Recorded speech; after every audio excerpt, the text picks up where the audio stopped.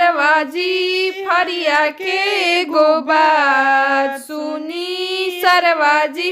फरिया के गोबात ऐसन तैसन चढ़ी नाही भैया के सामान ऐसन तैसन चढ़ी नाही भैया के सामान सुनी सरवाजी फरिया के गोबात ऐसन तैसन चढ़ी नाही भैया के सामान 2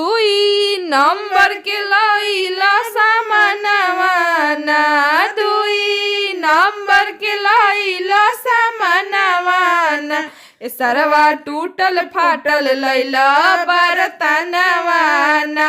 सरवा टूटल फूटल लैला बरतनवाना बर्तन चढ़ाला का पर खूब ठंडा नाता बर्तन चढ़ाला का पर खूब डंडा ना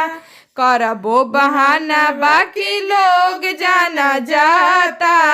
करबो बहाना लेकिन लोग जाना जाता अब तो लागत नहीं के कौनो बहाना वाना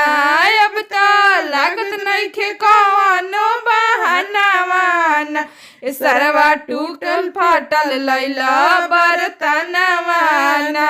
सरवा टूटल फाटल लैला बरतनवाना सुनी सरवाजी फरिया के गोबात ऐसन तैसन नाही चढ़ी भैया के सामान सुनी सरवाजी फरिया के गोबात ऐसन तैसन चढ़ी नाही भैया के सामान 2 नंबर के लैला बुलेटवाना 2 नंबर के लैला चैनवाना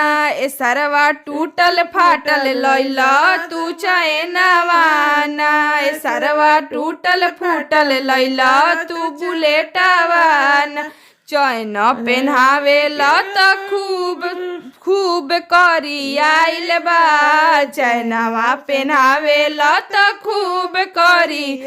करबो बहाना बाकी लोग जाने जाता करबो बहाना बाकी लोग जाना जाता अब तो लागी न कवनो बहानावाना तब तो लागत नहीं खे कवनो बहानावाना सरवा टूटल फाटल लैला तू चैनवाना सरवा टूटल फाटल लैला तू चैनवाना सुनी सरवाजी फरिया के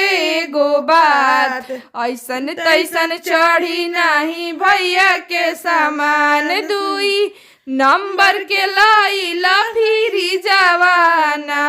2 नंबर के लैला फिरी जवाना सरवा टूटल फूटल लैला तू कुलारवाना सरवा टूटल फूटल लैला तू एसियाना।